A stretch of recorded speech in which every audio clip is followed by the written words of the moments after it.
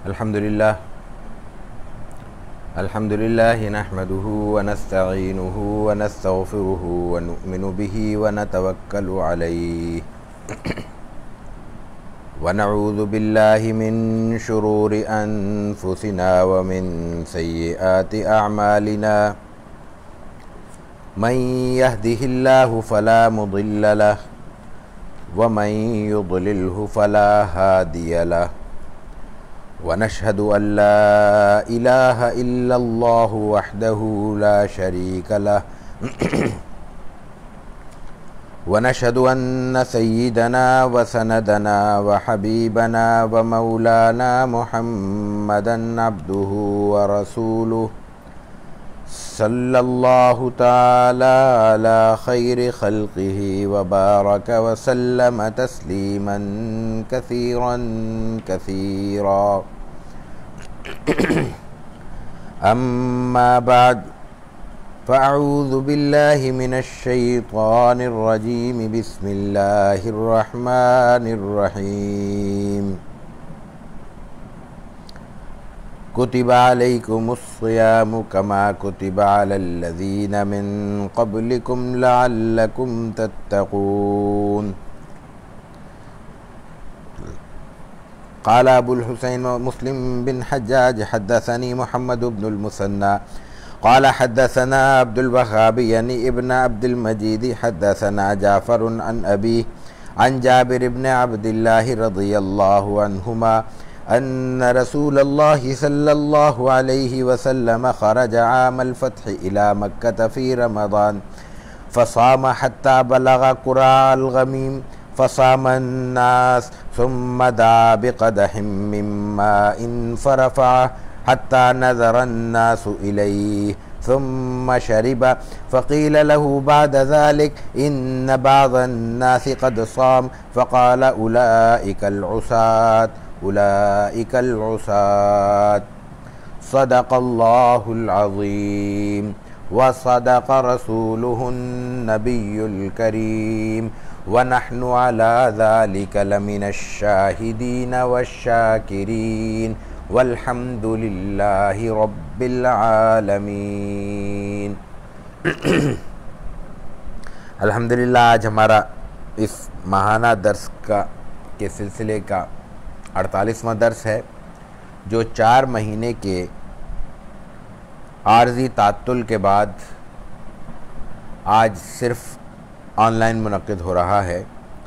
Corona की वजह से इज्तिमात अभी मुनक्किद करना मुमकिन नहीं, इसलिए इस ताख़ीर को कम करते हुए हमने इरादा किया कि इस बार इसको सिर्फ ऑनलाइन मुनक्किद किया जाए।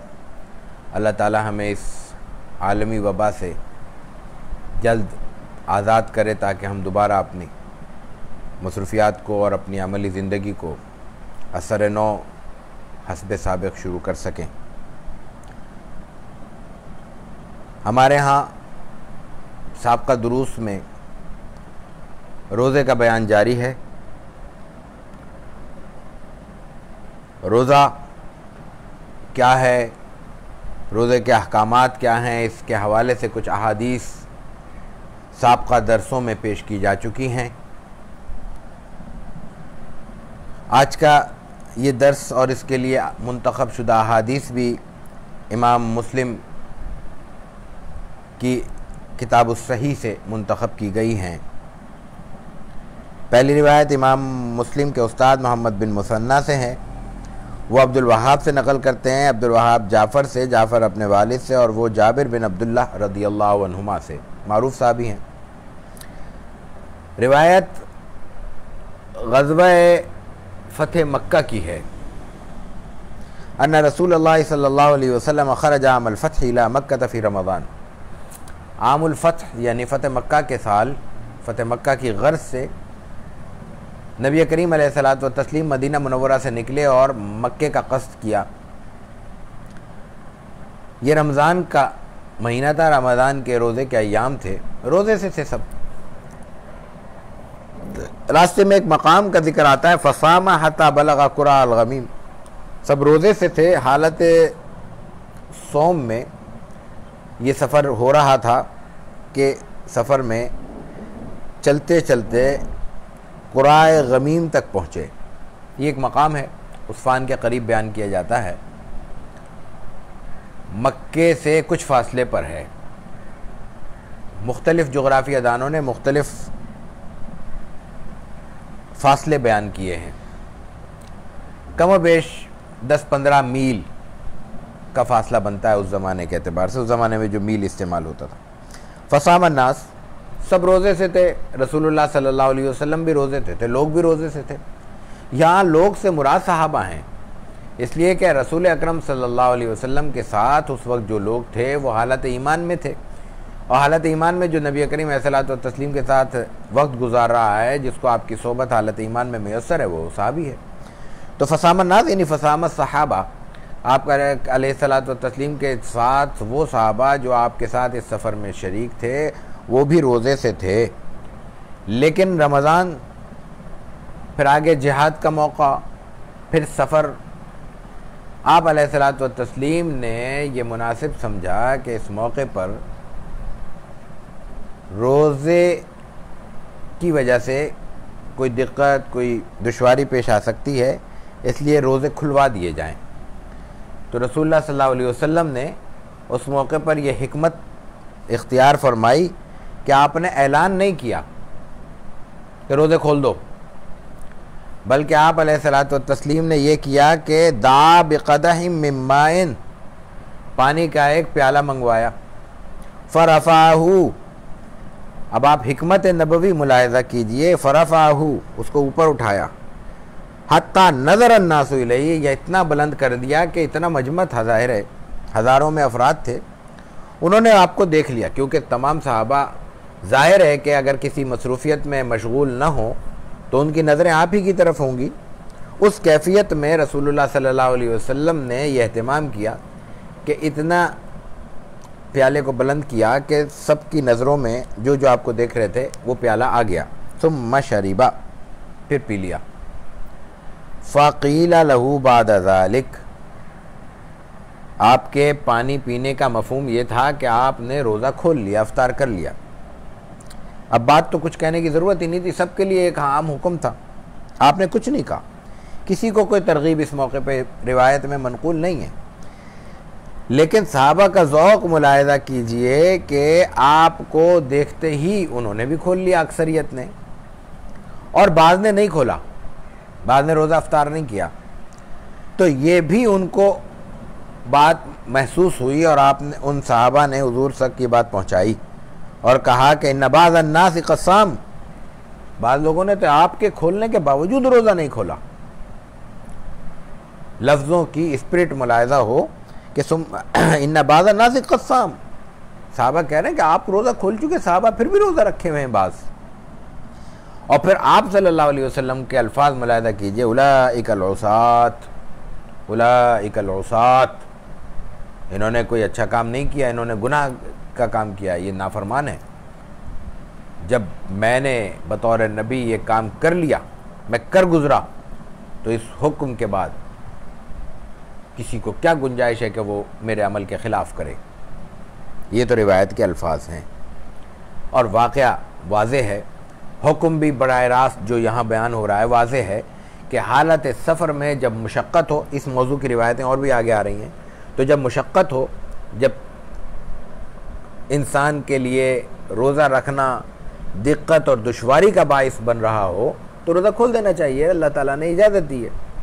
हुक्म तो यहाँ तक है, लेकिन रसूलुल्लाह सल्लल्लाहु अलैहि वसल्लम की एक एक रिवायत से, एक एक लफ्ज़ से अहकामात का एक समंदर है जो निकलता है, तुलू होता है। तो अब यहाँ देखिए हमारे लिए कितने असबाक़ हैं, बस सरसरी से अगर गौर करेंगे, अहले इल्म गौर करेंगे तो खुदा जाने कितने अहकामात इससे अख़ज़ करेंगे। पहली बात तो ये कि आपने इस मौके पर मौके की नज़ाकत देखते हुए कोई हुक्म नहीं दिया, हुक्म पर अमल किया है। अल्लाह के नबी का अमल ज़ाहिर है कि हुक्म से बढ़कर हुक्म है। आपने, आपके लिए बड़ा आसान था, आप ये ऐलान कर देते भाई रोज़ा खोल लो, ज़ाहिर है कि कौन उसके ख़िलाफ़ करता। लेकिन ऐसे मौक़े पर जहाँ अमल का मौका हो, जो दावत का मौका हो, वहाँ अमल किरदार से अमल से और किरदार से दावत ज़्यादा मौसर होती है। इंसान 10,000 तकरीरें कर ले, उसका वो असर नहीं होता जो इंसान खुद करके दिखा दे। हमारे यहाँ अब जदीद तहकीक की बताती है, तरबियत के हवाले से ख़ास तौर पर, कि बच्चा आपकी गुफ्तगू से या तरगीब से नहीं सीखता, बल्कि आपके अमल से सीखता है। हम जो कुछ घर में कर रहे हैं बच्चे वो कॉपी करते हैं। रसूलुल्लाह सल्लल्लाहु अलैहि वसल्लम ने यह सबक दिया कि अमल के मैदान में गुफ्तार का गाजी कामयाब नहीं होगा, अमल के मैदान में किरदार की गाजी की ज़रूरत है। ज़बान से कहने वाले ज़बान से कहेंगे और गुज़र जाएंगे, उनकी बात ज़बानों से निकलकर समातों में फना हो जाएगी। ज़बान से निकलकर दिल में उतरने वाली बात अमल के साथ पेवस्त होकर, मुज़य्यन होकर तासीर रखती है। वो बात आम बात नहीं हो सकती। एक बात इससे मालूम हुई। दूसरी बात, आप सल्लल्लाहु अलैहि वसल्लम ने यहाँ पे हुक्म देने के बजाय सादा लफ्ज़ों में अमल करके पैगाम मुकम्मल कर दिया, लेकिन उस पैगाम को पहुंचाने के लिए आपने हिकमत क्या इख्तियार की? इस अंदाज से पानी पिया कि वो लोगों की नज़र में आ जाए। रावी ये बात महसूस कर रहा है तो ये बयान करता है कि हत्ता नज़र नासु इलैहि, तो बहुत से काम लोगों के सामने करने की हिकमत ये होती है कि उसके नतीजे में बग़ैर कुछ कहे एक मुस्बत और एक मुफीद पैगाम लोगों तक पहुंच जाए। ये बात कहते तो शायद इतना असर ना होता, या उसमें बात पहुंचते पहुंचते ताख़ीर हो जाती। आपने करके एक पैगाम जल्द से जल्द लोगों तक पहुंचा दिया। तीसरी बात, आपके इस अमल को सहाबा ने पिक कर लिया, अक्सर ने, और रोज़ा भी खोल दिया। और न सिर्फ रोज़ा खोल दिया, बल्कि अगर कुछ लोगों ने, मिजाज होते हैं हर आदमी के, कुछ लोग अपने ऊपर सख्ती पसंद करते हैं। आप ऐसा तो तस्लीम ने आपके सहाबा ने आपकी तरबियत के ज़ेर असर उसको भी महसूस किया और फ़ौरन आप तक ये बात पहुँचाई कि नबाज़न नासिक अस्साम, आपके रोज़ा खोलने के बावजूद कुछ लोगों ने अभी तक रोज़ा रखा हुआ है। इसका मफ़हूम क्या है? रसूलुल्लाह सल्लल्लाहु अलैहि वसल्लम का हुक्म न भी मौजूद हो, आपका अमल हमारे सामने आ जाए, आपने एक काम किया और क़राइन और शवाहिद से ये बात भी वाज़ेह हो जाए कि वो अमल ऐसा था जिसकी आम दावत थी। हुज़ूर तो तस्लीम के बाद अहकामात आपने वज़ाहत कर दी कि ये मेरे लिए ख़ास हैं, ये आवाम के लिए इनका हुक्म नहीं है, या इस दर्जे का हुक्म नहीं है। आप तहज्जुद की नमाज़ आप फ़र्ज़ के दर्जे में पढ़ते थे, सबके लिए फ़र्ज़ का हुक्म नहीं है। जो सादतमंद ये सादत हासिल करते हैं, ज़ाहिर है कि वो अल्लाह के यहाँ क़ुर्ब के मदारिज पाते हैं। लेकिन आपने अगर आमूमी हुक्म दिया या अमूमी अमल फरमाया जिसके लिए आप वो हुक्म आप तक ख़ास करने का कोई करीना मौजूद नहीं था, तो वहाँ पे फिर किसी दलील की ज़रूरत नहीं होनी चाहिए, मज़ीद दलील की, ये ख़ुद दलील है। और वहाँ एक मुसलमान की स्पिरिट ये होनी चाहिए, उसका अमल ये होना चाहिए कि वो आगे बढ़कर उस काम को करने की कोशिश करे, न ये कि उसके लिए कोई रास्ते, फ़रार के रास्ते तलाश करे। इसीलिए रसूलुल्लाह सल्लल्लाहु अलैहि वसल्लम ने उस मौके पर जब आप तक ये बात पहुँची कि नबाज़न नासिक अस्साम के बाद लोगों ने रोज़ा अभी तक रखा हुआ है और रोज़ा अफ्तार नहीं किया, रसूलुल्लाह सल्लल्लाहु अलैहि वसल्लम के रोज़ा खोलने के बावजूद वो अब तक रोज़े से हैं, तो आपने फरमाया उलाइकल उसात, वो लोग गुनाहगार हैं। अल्लाह के नबी सल्लल्लाहु अलैहि वसल्लम के अमल के मुकाबिल याद रखने की बात यह है कि कोई चीज़ नेकी की भी है तो वो नेकी नहीं है। यही बात है, यही वो बात है जो शरीयत के मिजाज को वाज़ेह करती है। और हम पहले साबिक़ा दुरूस में कई बार ये बात दोहरा चुके हैं कि इबादत को इबादत अल्लाह का हुक्म बनाता है। इबादत का कोई भी हिस्सा, इबादत की कोई शक्ल, इबादत की कोई सूरत अपनी ज़ात में इबादत नहीं है। हत्ता कि नमाज भी इबादत नहीं है। नमाज इबादत यूँ है कि अल्लाह ने हुक्म दिया है। इसीलिए जब अल्लाह का हुक्म आ जाता है कि ये इबादत नहीं है, तो इबादत नहीं रहती। मिसाल के तौर पे अभी ज़वाल का वक्त हो रहा है, होने वाला है, इस वक्त सजदा करना गुनाह है। वही रब है, वही खुदा है, उसी के आगे इंसान सजदा रेज हो रहा है, उसी के कलमा पढ़ रहा है, सुभान रब्बियल आला ही कह रहा है उस सजदे में, किसी बुत को नहीं पुकारता, किसी और गैर मशरू चीज़ का नाम नहीं लेता।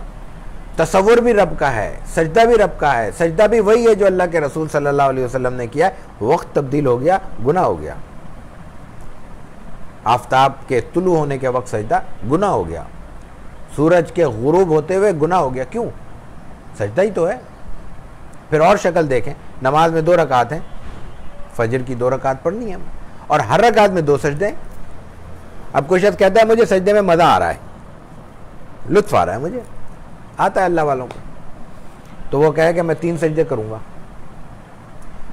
उस एक सजदे के इजाफे से पूरी की पूरी 2 रकात बातिल हो जाएंगी, नए सिरे से पढ़नी पड़ेगी। सजदा साहब से भी नमाज अदा नहीं होगी। अगर भूल के कर लिया अलग बात है, जानबूझ के अगर सजदा कर रहा है, तीसरा सजदा, नमाज नहीं होगी, दोनों रकात ख़त्म हो गई। सजदा तो अल्लाह को किया है, सुभान रब्बियल आला उसमें पढ़ा है, सुभान रब्बियल अज़ीम पढ़ रहा है रुकू की हालत में, अगर रुकू इजाफे किया है, और वक्त भी वह सजदे का है, ना ज़वाल का है, ना तुलू आफ्ताब का है, ना गुरूब आफ्ताब का है। उस वक्त नमाज पढ़ी जा सकती है, सजदा किया जा सकता है। सजदा कर रहे हैं लोग, हज़ारों लोग सजदा सरब सुजूद हैं।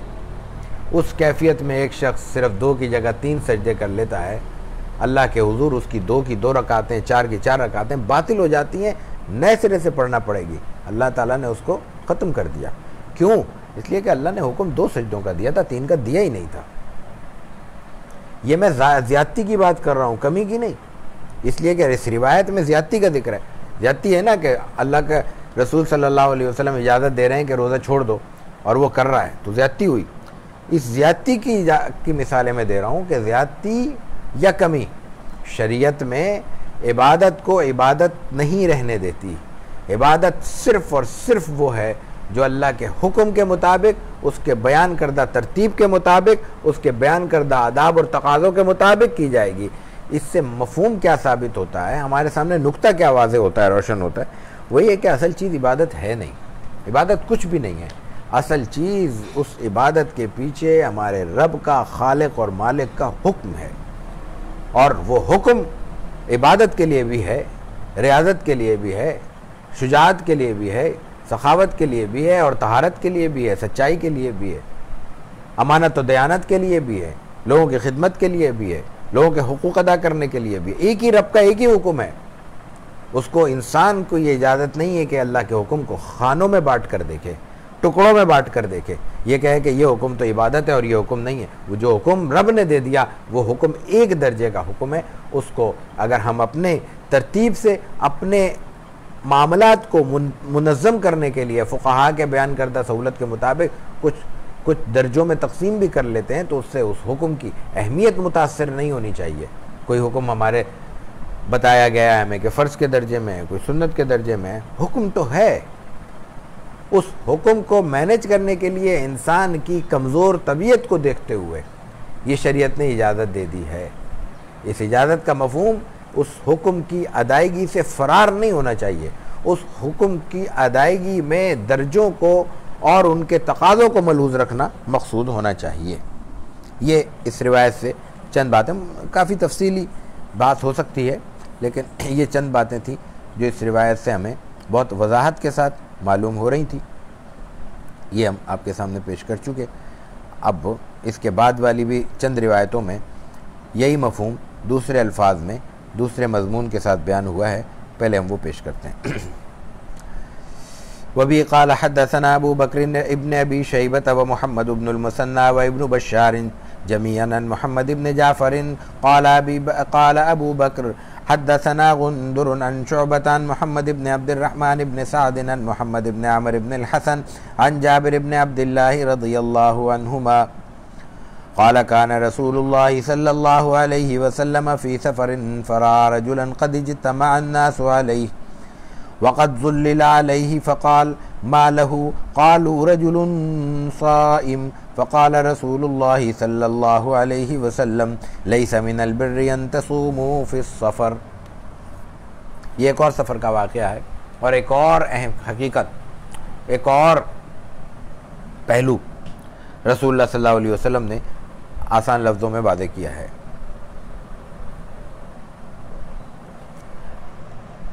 इमाम मुस्लिम के उस्ताद हैं अबू बकर इब्न अबी शैबा और मोहम्मद इब्न मुसन्ना और इब्न बशार। तीन उस्ताद एक ही रिवायत नकल करते हैं और ये जमीअन अन मोहम्मद इब्न जाफ़र, ये तमाम के तमाम मोहम्मद बिन जाफ़र से नकल करते हैं और फिर अबू बकर कहते हैं, यानी इमाम मुस्लिम के उस्ताद तो एक हैं यहाँ पे अबू बकर इब्न अबी शैबा, इमाम मुस्लिम के उस्ताद हैं तीन, अबू बकर इब्न अबी शैबा, मोहम्मद बिन मुसन्ना, इब्न बशार। फिर आगे अबू बकर बयान करते हैं कि हमें गुंदुर ने बयान किया है, उन्होंने अशोबा से बयान किया है, उन्होंने मोहम्मद बिन अब्दुर्रहमान बिन साद से, वो मोहम्मद इब्न अमर इब्न हसन से और वो जाबिर बिन अब्दुल्लाह रज़ियल्लाहु अन्हुमा से, जिनसे पहली वाली रिवायत भी मनकूल है। यहाँ भी वही बात सनद के हवाले से कि इमाम मुस्लिम को तीन अलग अलग उस्तादों से एक रिवायत मिलती है, जबकि इमाम मुस्लिम के उस्ताद एक हैं। यानी इमाम मुस्लिम के उस्ताद से इमाम मुस्लिम तक पहुंचने में एक वास्ता जो चाहिए वो तीन अलग अलग जगहों से आया है। एक रिवायत तीन अलग अलग जगहों से आ रही है और एक ही लफ्ज़ से आ रही है, तो इसका मफ़हूम क्या है? इसका मफ़हूम बहुत वाज़ेह है कि ये रिवायत महफूज है। रसूलुल्लाह सल्लल्लाहु अलैहि वसल्लम के अहकाम अहादीस बयान करते हुए हमने सनद के हवाले से तहवील का भी एक दफ़ा हमने ज़िक्र किया था। उसमें भी यही होता है कि एक सनद आगे जाके दो सनदों में तकसीम हो जाती है, तब्दील हो जाती है और फिर इकट्ठी हो जाती है। इन तमाम चीज़ों को जो सनदी मबाहिस हैं, सनदी मज़ामीन हैं, वो तो अहले इल्म का काम है, मुहद्दिसीन का काम है, हम जैसे तालिब इल्मों का वहाँ गुज़र नहीं। लेकिन जो एक कॉमन सेंस की चीज़ है, जो एक आम आदमी लेमैन भी समझ सकता है, वो हमने गुज़िश्ता दर्स में भी एक मिसाल से वाज़ेह किया था। यहाँ भी हम दोबारा ये बात वाज़ेह करना चाहते हैं क्योंकि इनसे बहुत सी गलतफहमियाँ दूर होती हैं। वही है कि आजकल ज़ाहिर है कि मैसेजेस का ज़माना है, व्हाट्सएप आ रहे हैं वगैरह वगैरह। अब हमें एक ख़बर आती है जो हम चाहते हैं कि तस्दीक करें, वो एक शख्स से आती है और किसी के हवाले से आती है कि फ़लाँ ने यूँ कहा है। जो कहने वाला, बयान करने वाला है वो अलग है, हमें यकीन नहीं होता, हम थोड़ी देर इंतज़ार करते हैं, दूसरा मैसेज आता है, वो भी असल उसी शख्स के हवाले से कि फ़लाँ ने यूँ कहा, तीसरा आदमी कह रहा है कि ये बात यूँ कही है, वही बात कह रहा है जो पहले वाले ने कही थी, फिर तीसरे मैसेज से, चौथे मैसेज से आता है। तो आदमी को यकीन होने लगता है कि एक फ़लाँ शख्स के मुताल्लिक एक बात कही जा रही है और वो तीन अफराद, चार अफराद अलग अलग, जो तीनों चारों इकट्ठे नहीं हैं, दोस्त नहीं हैं, इकट्ठे एक महफिल के आदमी नहीं हैं, अलग अलग शहरों से, अलग अलग इलाक़ों से बयान कर रहे हैं। इसका मतलब है कि ये बात होगी, सच्चाई होगी, वरना ये बात इतनी वसूख के साथ, इतने वजाहत के साथ सामने न आती। ये बात इस सनद की यही पे सादिक आती है, इस नौइयत की सनदों पे, और ये बात समझना आसान हो जाता है कि एक उस्ताद अगर एक बात कहता है उसमें गलती का इम्कान हो सकता है। अब उसके अलावा इमाम मुस्लिम का दूसरे एक उस्ताद हैं और मुमकिन है दोनों उस्तादों का बाहमी राब्ता भी ना हो। फिर एक तीसरे उस्ताद हैं, मुमकिन है वो तीसरे इलाके में रहते हों वो चौथे इलाके में रहते हों, किसी और इलाके से, किसी और मोहल्ले से, किसी और शहर और मुल्क से उनका ताल्लुक़ हो। लेकिन तमाम के तमाम जब आगे जाके चौथे उस्ताद में, तीसरे उस्ताद में, पाँचवें उस्ताद में इकट्ठे होते हैं और एक ही बात बयान करते हैं, तो इसका मफ़हूम यह है कि ये बात दुरुस्त है। ज़िम्नन एक बात और अर्ज़ कर दें कि हदीस के मामले में फिर भी थोड़ा सा और बाज़ जगहों पे ज़्यादा शक हो जाता है, इख्तिलाफ हो जाता है मुहद्दिसीन का। अस्मा और रिजाल के माहिरीन मुख्तलिफ आरा देते हैं, उनकी राय में इख्तिलाफ हो जाता है। इसका सबब क्या है? इतनी एहतियात, इतने एहतिमाम, इंसानी वसाइल के इतने इंतज़ाम के बावजूद इसका एक बड़ा आसान सबब है कि रसूलुल्लाह सल्लल्लाहु अलैहि वसल्लम और आप से लेकर हम तक पहुँचने वाला सारा सिलसिला इंसानी जंजीर पर मुश्तमिल है। ये सारे जो सिलसिला है, सिलसिलतुज़्ज़हाब भी है, कह सकते हैं इसको, सोने की चेन है ये, लेकिन है चेन इंसानी। इंसान के हाथ की बनी हुई नफीस तरीन सोने की चेन में भी कहीं ना कोई कमज़ोरी महसूस हो सकती है। इसको बुनियादी तौर पर इस दर्जे में रख कर कुरान करीम के मकाम को वाज़े करना भी मकसूद है कि इसके मुकाबले में एक चेन कुरान की है जो खालिसतन वही पर मबनी है। अल्लाह ने नाजिल किया जिब्रील से, जिब्रील को अमीन कहता है कुरान, और वो जिब्रील अमीन रसूलुल्लाह सल्लल्लाहु अलैहि वसल्लम तक नाजिल करते हैं, और फिर ये वास्ता इंसानों पे मुंतकिल नहीं हो जाता, फिर अल्लाह की तरफ पलट जाता है। कुरान कहता है कि इन्ना नहनु नज़्ज़लना ज़िक्रा व इन्ना लहू लहाफ़िज़ून, इसकी हिफाजत भी हम खुद कर रहे हैं, सिर्फ हमने इसको नाजिल करके छोड़ नहीं दिया।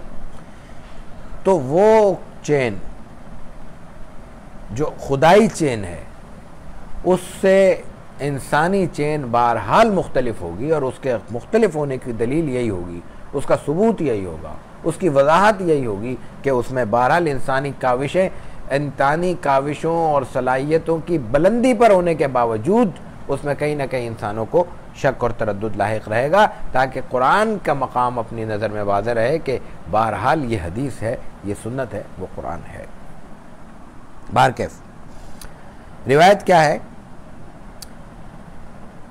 जाबिर बिन अब्दुल्लाह रज़ियल्लाहु अन्हुमा कहते हैं कि कान रसूलुल्लाह सल्लल्लाहु अलैहि वसल्लम फ़ी सफ़र, ये भी एक सफ़र का वाक़या है, मुमकिन है इसी सफ़र में हो, मुमकिन है कोई और सफ़र हो। कई असवार आपने फरमाए थे, रमज़ान में कई सफ़र आपके हुए। फ़रा रजुलन, आप सफ़र में थे, आपने एक शख्स को देखा, क़द इज्तमा अन्नास अलैहि, लोग उस पर झुके हुए थे, लोग उस पर हुजूम किए हुए थे, एक जमघटा लोगों का था और उसमें एक शख्स मौजूद था।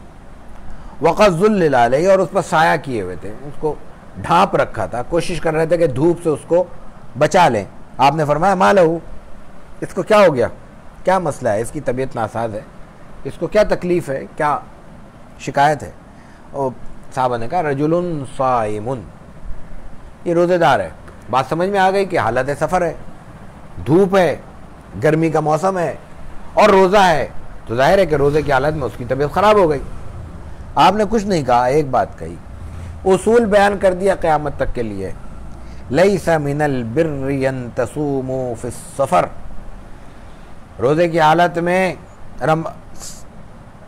सफ़र की हालत में, सफ़र की हालत में रोज़ा रखना नेकी नहीं है।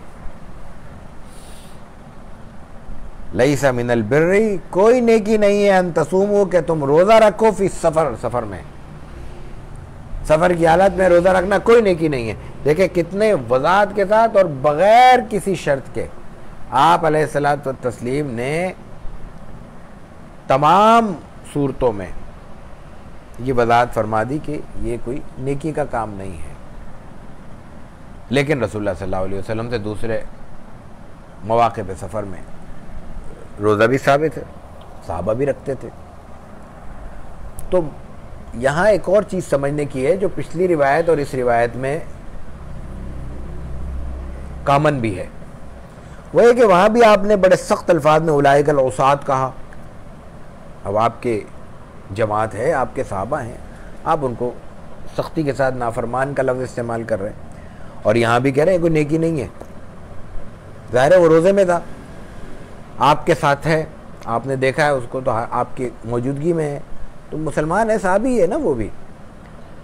इसका मफहूम यह है कि जब कोई बात, ये भी एक सबक मिल रहा है हमें, ये भी एक तरीक़ा बयान हो रहा है तरबियत का, तालीम का, तबलीग का, दावत का, कि जब कोई बात आम हो, लोगों के जहनों में रासिख हो, बैठी हुई हो, तो उसको आम नॉर्मल ठंडे अंदाज में बयान करने से पूरा मैसेज कन्वे नहीं होता, पूरा पैगाम नहीं पहुंचता।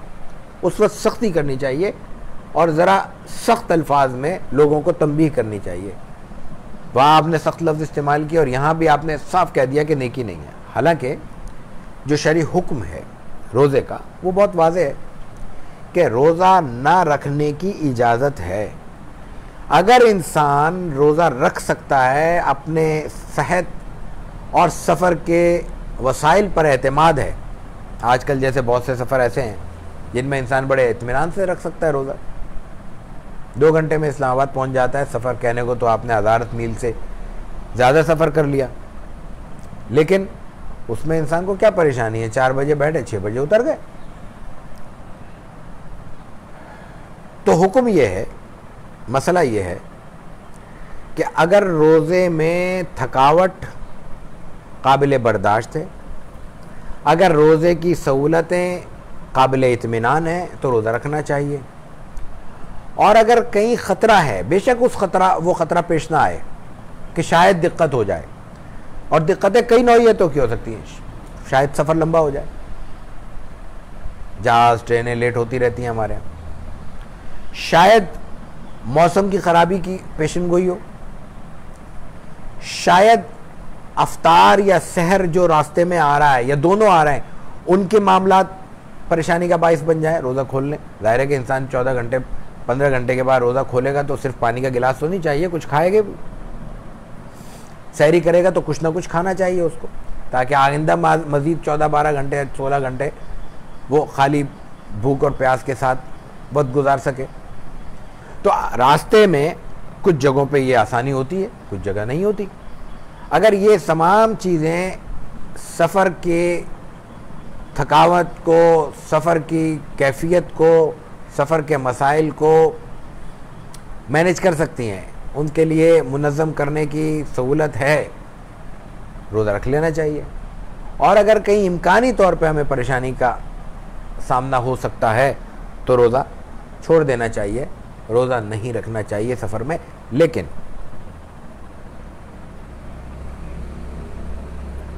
रोज़ा छोड़ देने का मफ़हूम भी वाज़ेह है। रोज़ा छोड़ देने का मफ़हूम यह है कि फिर आकर रोज़ा लौटाना होगा, रोज़े की क़ज़ा करनी होगी, रोज़ा इंसान के ज़िम्मे मौजूद रहेगा।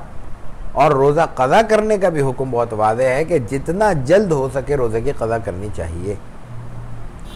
रोज़ा छूट सकता है बग़ैर सफ़र के। रमज़ान के फ़र्ज़ रोज़े बीमारी की वजह से भी छूट जाते हैं, किसी और परेशानी में भी रोज़ा छूट सकता है, गलत किसी कमज़ोरी की वजह से। वो अगर रोज़ा छूट जाए तो फिर उसकी क़ज़ा लाजमी होगी, चाहे वो हालत सफ़र हो, चाहे बीमारी हो, चाहे कोई और शरई उज़्र हो। उसको जल्द से जल्द क़ज़ा करना ज़रूरी है, हालात देख के, मौका देख के, मुनासिबत देख के। सफ़र है तो सफ़र ख़त्म होने के बाद, बीमार है तो बीमारी दूर होने के बाद, उज़्र है तो उज़्र रफ़ा होने के बाद रोज़ा अदा कर लेना चाहिए। तो रसूलुल्लाह सल्लल्लाहु अलैहि वसल्लम ने इस रिवायत में यही फरमाया कि उस शख्स को हमारा माहौल होता, हमारी जज्बातियत होती तो शाबाश दी जाती कि देखो बेहोश हो गया लेकिन रोज़ा नहीं छोड़ा, देखो कितना दीनदार है, मुत्तकी है कि सारी मशक्क़तें बर्दाश्त कर ली, हालत सफ़र में रसूलुल्लाह सल्लल्लाहु अलैहि वसल्लम का हुक्म भी मौजूद है, उसके बावजूद वो रोज़ा खोल रहा है। लेकिन ये बात रसूलुल्लाह सल्लल्लाहु अलैहि वसल्लम की तालीमात और आपके अपने उसवा हसना से साबित होती है कि दुरुस्त नहीं है। इंसान को मशक्क़त अपने आप के लिए मशक्क़त पर तलब नहीं करनी चाहिए।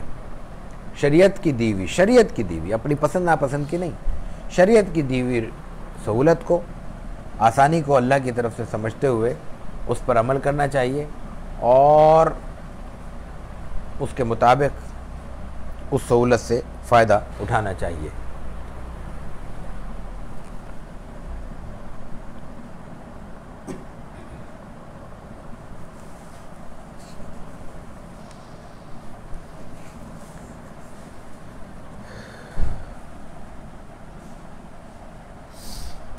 रोज़े ही का बयान जारी है। हम इमाम मुस्लिम ही की किताब सही से एक और हदीस मुंतखब करते हैं।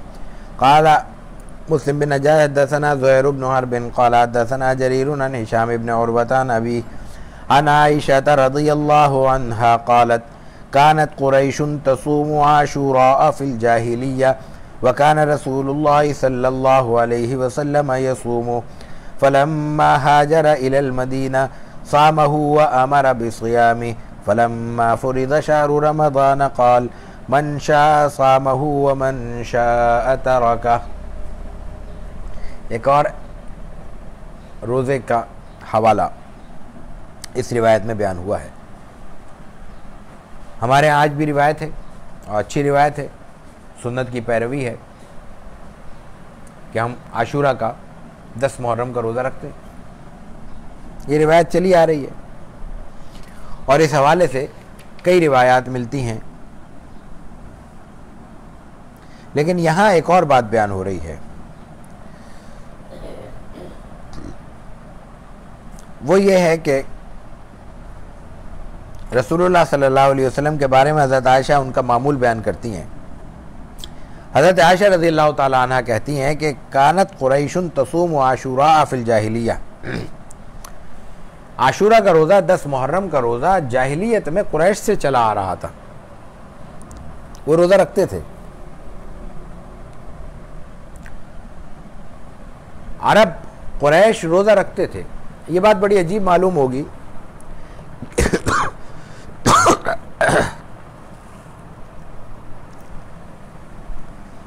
लेकिन इससे कुछ जुड़ी हुई गलतफहमियां हैं, इसलिए ये बात यहाँ अर्ज़ कर दी जाए कि उस दौर को दौर जाहिलियत भी कहा जा रहा है। कुरैश की अमूमी तौर पर कुरान करीम ने मज़म्मत भी बयान की है और उसी माहौल में उनके हाँ कुछ अमल भी ऐसे बयान किए जा रहे हैं कि रसूलुल्लाह सल्लल्लाहु अलैहि वसल्लम उनकी पैरवी कर रहे हैं। उनमें से एक ये है कि 10 मुहर्रम का रोज़ा रखते थे, हुजूर ने देखा, आपने भी रोज़ा शुरू कर दिया, सहाबा ने भी रखना शुरू कर दिया। हज का बयान आएगा, पूरे का पूरा हज अरबों की रिवायत पर मबनी है। तवाफ वो करते थे, कुर्बानी उनके यहाँ होती थी, मिना मुज़दलिफ़ा और अरफात का सफ़र और क़याम उनके यहाँ होता था। तो हज तो इसी का नाम है, ये सब कुछ वो करते थे। तो आखिर किस्सा क्या है? इस्लाम का मिजाज समझने में मुसलमानों को भी कुछ दिक्कतें पेश आती हैं मालूमात की कमी की वजह से, और उन गैर मुस्लिमों को भी जो इस्लाम पे तान करते हैं या तनकीद करते हैं। एक तरफ तो वो ये तनकीद करते हुए ये उनका अंदाज़ ये होता है, वो कहते हैं कि ये कोई इस्लाम कोई चीज़ तो नहीं है, ये तो जो बाइबल में है, जो पुरानी रिवायात ईसाइयों यहूदियों की चली आ रही थी, उनको मॉडिफाई कर दिया है। मुसलमानों के यहाँ भी कुछ इश्कालात पैसे पेश आते हैं। हकीकत सिर्फ इतनी सी है कि इस्लाम हुजूर से शुरू नहीं होता। हमारे यहाँ एक लफ्ज़ इस्तेमाल होता है, ये गैर मुस्लिमों के लिए ने इस्तेमाल किया, ठीक है, मुसलमानों को ये लफ्ज़ इस्तेमाल नहीं करना चाहिए। रसूलुल्लाह सल्लल्लाहु अलैहि वसल्लम के लिए बानी है इस्लाम, इस्लाम के बानी नहीं हो सकते। कुरान ने बहुत वजाहत के साथ ये बात की है कि पूरी दुनिया में मौजूद हुक्म अल्लाह की जानिब से एक ही है और वो वाज़ेह हुक्म है। उस हुक्म पर अमल पैरा होने के लिए शरई क़वानीन में वक्त के साथ इंसानी ज़रूरतों को देखते हुए कुछ तब्दीलियाँ की गई। हज़रत आदम की शरीयत अलग थी, हज़रत नूह की अलग थी, हज़रत मूसा की अलग थी, बस इतना ही फ़र्क है। लेकिन उनके बेसिक्स तौहीद है, रिसालत है, आखिरत का तसव्वुर है, अंबिया के हुक्म, अंबिया के ज़रिए इबादत का तसव्वुर है, उसमें नमाज है, उनमें ज़कात का तसव्वुर है, उनमें रोज़े का तसव्वुर है। ये वो अहकामात हैं जो हर शरीयत में किसी न किसी शक्ल में मौजूद रहे हैं। यही वजह है कि आज चाहे उनको आसमानी मज़ाहिब कहें या गैर आसमानी मज़ाहिब, अक्सर के यहाँ रोज़ा मौजूद है, शक्ल तब्दील हो चुकी है। बुनियादी तौर पर शरीयत इस्लामी कोई दरमियान से उगने वाला पौधा नहीं है। शरीयत इस्लामी हज़रत आदम से शुरू होकर रसूलुल्लाह सल्लल्लाहु अलैहि वसल्लम तक मुकम्मल होने वाले एक दीन का नाम है। आप अलैहिस्सलातु व तस्लीम ने उसूल आपको जो अता किया गया था उस पर अमल किया। वो उसूल क्या था कि जो अच्छाइयाँ अब तक मौजूद हैं किसी भी हवाले से, उनको ले लिया जाएगा और जो गलतियाँ कमज़ोरियाँ इंसान के अपने मिजाज, अपनी पसंद नापसंद, उसकी नफसानियत, उसकी ख्वाहिशात की वजह से दीन का जुज़ और हिस्सा बनकर उसमें शामिल हो गई हैं, उनको काट दिया जाएगा, उनको ख़त्म कर दिया जाएगा। चुनाचे रोज़ा मौजूद था, रमज़ान के रोज़े भी फ़र्ज़ नहीं हुए थे, आशूरा का रोज़ा आपने रख लिया, हज के मामूलात आपने कबूल कर लिए, निकाह के मामलात आप रसूलुल्लाह सल्लल्लाहु अलैहि वसल्लम के निकाह का देखें अंदाज़। अभी हज़रत खदीजा से निकाह हुआ है, आपकी उम्र मुबारक 25 साल है ना, अभी 10-15 साल अभी बेसत में बाकी हैं। उस वक्त वही निकाह हुआ है, खुतबा पढ़ा गया है, पैगाम गया है, गवाह मौजूद हैं, लोग मौजूद हैं, अवाम में उसका ऐलान होता है। यही निकाह इसी तरह मौजूद है आज भी। हाँ, उनके यहाँ कुछ निकाह की और शक्लें भी थी, वो शरीयत के और इस्लामी मिजाज के ख़िलाफ़ थी, इंसानियत के लिए नुकसानदेह थी। निकाह मुअक्कत, चंद घंटों के लिए, चंद दिन के लिए निकाह कर लेना, ज़ाहिर है कि ये तो एक अयाशी और फहाशी की एक शक्ल थी। आपने मना कर दिया, मन कर दिया, वो रखना ख़त्म कर दिया, लेकिन जो दुरुस्त था उसको एडॉप्ट कर लिया। मेहमान नवाजी की शक्लें थी, सब शरीयत का हिस्सा बना दी गई। अरबों की मेहमान नवाजी मशहूर थी ना, ये तो दीन इस्लाम की आमद से पहले की बात है। इनको आपने लाजमी कर दिया कि 3 दिन की, लेकिन उसको ज़ाब्ताबंदी कर दी, भाई 3 दिन के मेहमान नवाजी लाजमी है। ये लाजमी क्यों थी? इसलिए कि उस वक्त सराय नहीं थे, होटल नहीं थे, रिहाइश का इंतज़ाम नहीं था। एक शख्स एक शहर से दूसरे शहर जाएगा, या अपने रिश्तेदारों का ठहरेगा या किसी के यहाँ मेहमान बनेगा, और कोई सूरत मुमकिन नहीं थी। दर्जनों अंदाज के सफ़र होते थे, रास्ते में पड़ाव डालना पड़ता था, दूर जाते हुए रास्ते में बस्ती आ गई। उस वक्त लाजमी करार दिया गया कि अगर कोई शख्स दरवाज़ा खटखटाता है मेहमान की हैसियत से, 3 दिन तक आप उसको जाने का नहीं कह सकते। और मेहमान को तकादा कर दिया, भाई 3 दिन तक अपना आराम कर लो, अगले सफ़र का इंतज़ाम कर लो, 3 दिन के बाद रुख्सत हो जाओ। ज़ाहिर है कि इससे ज़्यादा बोझ होगा। ये आपने उसको एक शक्ल दे दी, नज़म दे दिया, एक उसको उसकी मज़र्रत ख़त्म करके उसका जो मुनासिब, ज़रूरी, मुफीद पहलू था उसको नुमाया कर दिया। तो यहाँ यही बात बयान हो रही है रिवायत में कि रसूलुल्लाह सल्लल्लाहु अलैहि वसल्लम ने जब देखा कि कानत कुरैशुन तसूम आशूरा फिल जाहिलिया, तो ये नहीं देखा कि ये कुरैश हैं, कुरैश से तो हमारा मुकाबला है, ये तो मुशरिक हैं, यहाँ हमारी ज़रा सी किसी से मुखालफत हो जाए, कोई मसलक का, कोई मशरब का, कोई मकतब फ़िक्र का, मकतब फ़िक़्ह का इख्तिलाफ हो जाए, तो उसकी हर अच्छाई हमारे लिए शजर ममनुआ बन जाती है। हमारे लिए कोई सूरत मुमकिन नहीं रहती कि उसकी किसी अच्छाई का नाम भी ले सकें, कुछ जाके उसकी इत्तिबा और पैरवी कर सकें या उसको अपने मिजाज का हिस्सा बना सकें। किसी से एक चीज़ की मुखालफत होगी, उसकी अच्छाई बयान की जाएगी, फ़ौरन उसकी बुराई का जिक्र आ जाएगा, फ़लाँ ने तो यूँ कहा था। दरअसल एक शख्स है, उसमें फ़िक्री कोताही हो सकती है, अखलाकी बुलंदी भी हो सकती है। एक शख्स है, उसमें फ़िक्री तौर पे बहुत अनसब होगा, अखलाकी तौर पे कमज़ोर होगा। इसका मफ़हूम ये नहीं है कि फ़िक्र ली जाए तो अखलाक भी लिया जाए, या अखलाक लिया जाए तो अफ़कार भी लिए जाए। अखलाक अच्छे हैं उनकी पैरवी कर लो, अफ़कार अच्छे हैं उनकी पैरवी कर लो।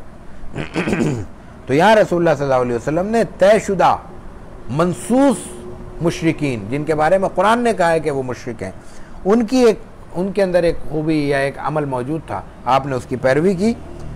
रिवायत के अल्फाज हज़रत आयशा के अल्फाज में ये हैं कि तसूम आशूरा फिल जाहिलिया वकाना रसूलुल्लाह सल्लल्लाहु अलैहि वसल्लम यसूमु, आप भी वो रोज़ा रखते थे। रसूमुहु, काना रसूलुल्लाह, काना से मफ़हूम होता है अरबी में कि ये आपका इस्तिमरार था, आपकी आदत थी, आप मसलसल बराबर ये रोज़े रखते रहे। फलम्मा हाजरा इलल मदीना, यहाँ तक के मदीना तैयबा आपने हिजरत फरमा ली।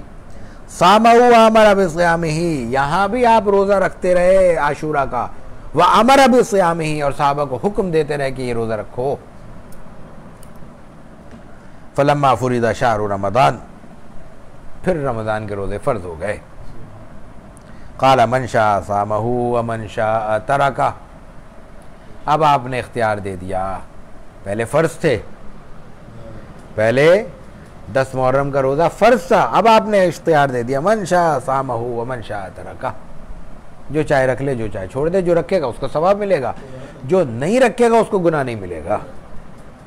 जो रखेगा उसको सवाब मिलेगा, और जो नहीं रखेगा वो गुनहगार नहीं होगा, इसलिए कि फ़र्ज़ नहीं रहे, और जो फ़र्ज़ के दर्जे की चीज़ है उसका हुक्म रमज़ान के रोज़ों के लिए अल्लाह ताला ने अलग से बयान फरमा दिया, जो पहले गुज़र चुका है।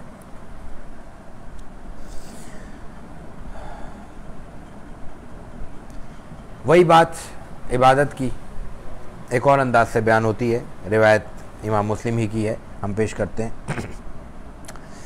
वबिही क़ाल हद्दसना क़ुतैबतु ब्नु सईद क़ाल हद्दसना जरीर अन अब्दुल मलिक व हुवा इब्नु उमैर अन क़ज़ा अन अबी सईद रज़ियल्लाहु अन्हु क़ाल समिअतु मिन्हु हदीसन फ़अअजबनी फ़क़ुल्तु लहु अंत समिअत हाज़ा मिन रसूलिल्लाहि सल्लल्लाहु अलैहि वसल्लम क़ाल फ़अक़ूलु अला रसूलिल्लाहि सल्लल्लाहु अलैहि वसल्लम मा लम अस्मा क़ाल समिअतुहु यक़ूल ला यसलुहु अस्सियामु फ़ी यौमैन यौमुल अज़हा व यौमुल फ़ित्र मिन रमज़ान।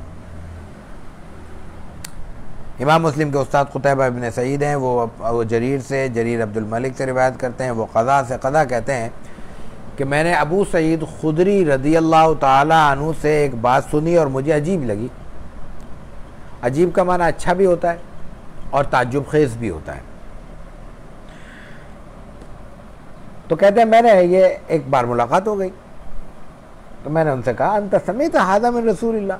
अब ये ताज्जुब के इजहार के लिए उन्होंने एक लफ्ज़ कहा, लेकिन लफ्ज़ में एक शक का पहलू भी था, इसलिए हज़रत अबू सईद ने वजाहत कर दी। उन्होंने कहा क्या आपने वाकई ये हुजूर से ऐसे ही सुना है? वो रिवायत जो आगे आ रही है पहले सुनी, सुनने के बाद किसी मौके पर दोबारा तस्दीक करने के लिए कहा कि आपने ये रिवायत बयान की थी, क्या आपने हुजूर से सुना है या अपनी राय से बयान कर रहे हैं? तो अबू सईद थोड़ा सा गुस्से का कह लें इजहार करते हुए या तरदीद का इजहार करते हुए कहते हैं फ़ाक़ूलु अला रसूलिल्लाहि सल्लल्लाहु अलैहि वसल्लम मा लम अस्मा, तो क्या मैं हुजूर से सुने बगैर ये कह दूंगा कि हुजूर ने ऐसे कहा है? क्या ये तुम तसव्वुर कर सकते हो कि मैंने रसूलुल्लाह सल्लल्लाहु अलैहि वसल्लम से कोई बात नहीं सुनी होगी और फिर भी कह दूंगा कि मैंने सुनी है? मैं झूठ बोल दूंगा, गलत बयानी कर दूंगा। और उसके बाद आपने फरमाया कि समिअतुहु यक़ूल, मैंने ये बात रसूलुल्लाह सल्लल्लाहु अलैहि वसल्लम से इसी तरह कहते हुए सुनी है। आपने फरमाया कि ला यसलुहु अस्सियामु फ़ी यौमैन यौमुल अज़हा व यौमुल फ़ित्र मिन रमज़ान,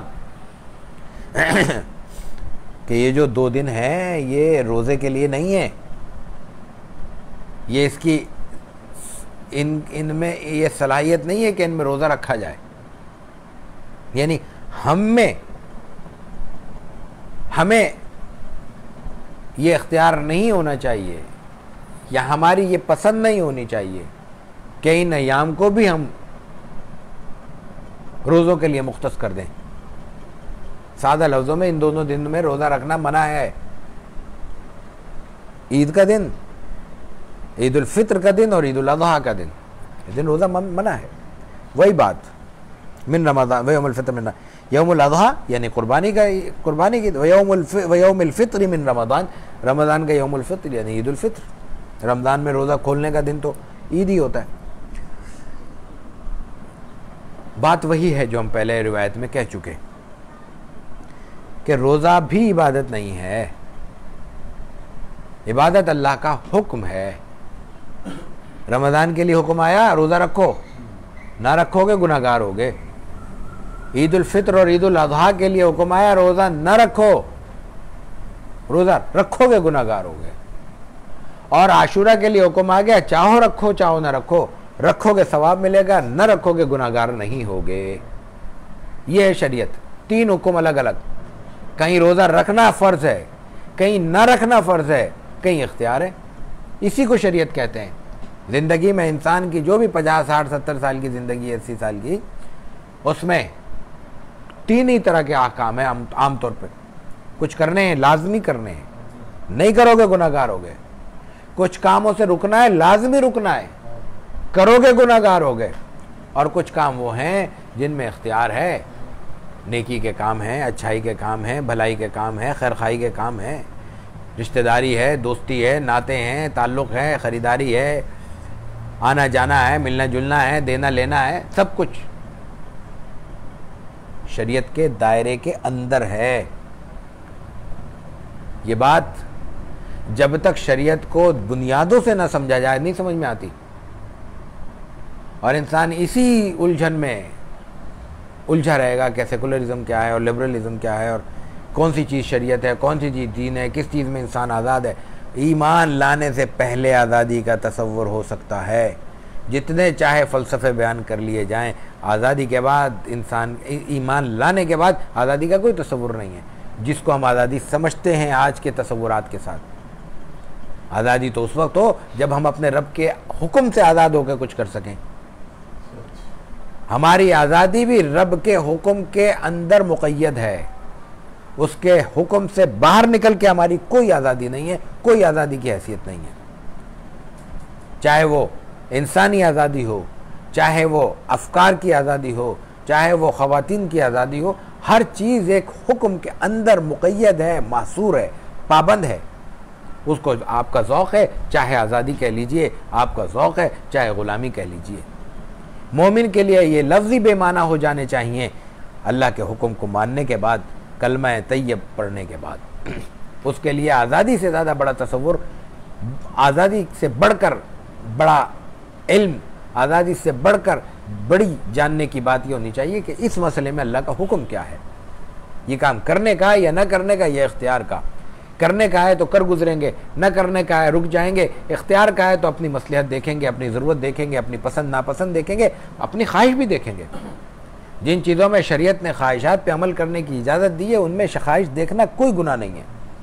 हमें इख्तियार है कि हम अपनी पसंद का कपड़ा पहने, हमें इख्तियार है कि हम अपने पसंद के दोस्तों में बैठें, हमें इख्तियार है कि अपने पसंद के खाने खाएं, हमें इख्तियार है कि अपने पसंद के रिश्तेदारों में रिश्तेदारियाँ करें। शरीयत नहीं रोकती, ये करने की इजाज़त है, लेकिन शरीयत इजाज़त नहीं देती कि गैर मुस्लिमों के साथ मवद्दत हो, दिल की दोस्ती का ताल्लुक़ हो। शरीयत इजाज़त नहीं देती कि हराम चीज़ें पसंद होने के बावजूद हम अपनी ज़िंदगी के इस्तेमाल में लेके आएँ। वहाँ शरीयत रोकती है, हमें रुक जाना है। यहाँ शरीयत इजाज़त देती है, इजाज़त को इस्तेमाल करना है। तो रसूलुल्लाह सल्लल्लाहु अलैहि वसल्लम ने यहाँ पे भी यही फरमाया, बुनियादी हुक्म यही अता फरमाया कि ये दिन खाने पीने के दिन है, ये दिन हमारे लिए रोज़े के लिए मुख्तस नहीं किए गए। इनमें हुक्म बुनियादी तौर पर रोज़ा न रखने का है। जैसे रमज़ान में रोज़ा न रखने वाला गुनाहगार होगा, मुजरिम होगा, अल्लाह के यहाँ काबिल गिरफ्त होगा, ऐसे ईद के दिन रोज़ा रखने वाला भी अल्लाह ताला के यहाँ मुजरिम ठहरेगा, काबिल गिरफ्त ठहरेगा। अल्लाह ताला हमें दीन की सही समझ, सही फ़हम, सही उसका मफ़हूम और जैसे कि दीन मौजूद है उसी तरह समझने की तौफ़ीक़ अर्ज़ानी फ़रमाए। आमीन। व आखिरु दावाना अनिल हम्दुलिल्लाहि रब्बिल आलमीन। अल्लाहुम्मा सल्लि अला मुहम्मदिन व अला आलि मुहम्मदिन कमा सल्लैत अला इब्राहीम व अला आलि इब्राहीम इन्नका हमीदुम मजीद। अल्लाहुम्मा बारिक अला मुहम्मदिन व अला आलि मुहम्मद कमा बारकता अला इब्राहीम व अला आलि इब्राहीम इन्नका हमीदुम मजीद। रब्बना आतिना फिद दुनिया हसनह व फिल आखिरति हसनह व क़िना अज़ाबन नार। अल्लाहुम्मा अरिनल हक़्क़ हक़्क़न वरज़ुक़ना इत्तिबाअह व अरिनल बातिल बातिलन वरज़ुक़ना इज्तिनाबह। अल्लाहुम्मा अक्फ़िना बिहलालिका अन हरामिक व अग़निना बिफ़ज़लिका अम्मन सिवाक। अल्लाहुम्मा इन्ना नसअलुका मूजिबाति रहमतिक व अज़ाइम मग़फ़िरतिक वल गनीमत मिन कुल्लि बिर वस्सलामत मिन कुल्लि इस्म ला तदअ लना ज़ंबन इल्ला गफ़रतह वला हम्मन इल्ला फ़र्रजतह वला हाजतन हिय लक रिदन इल्ला क़ज़यतहा वयस्सरतहा या अरहमर राहिमीन। रब्बना आतिना फिद दुनिया हसनह व फिल आखिरति हसनह व क़िना अज़ाबन नार। व सल्लल्लाहु तआला अला खैरि ख़ल्क़ि मुहम्मद व अला आलिहि व सहबिहि अजमईन बिरहमतिका या अरहमर राहिमीन।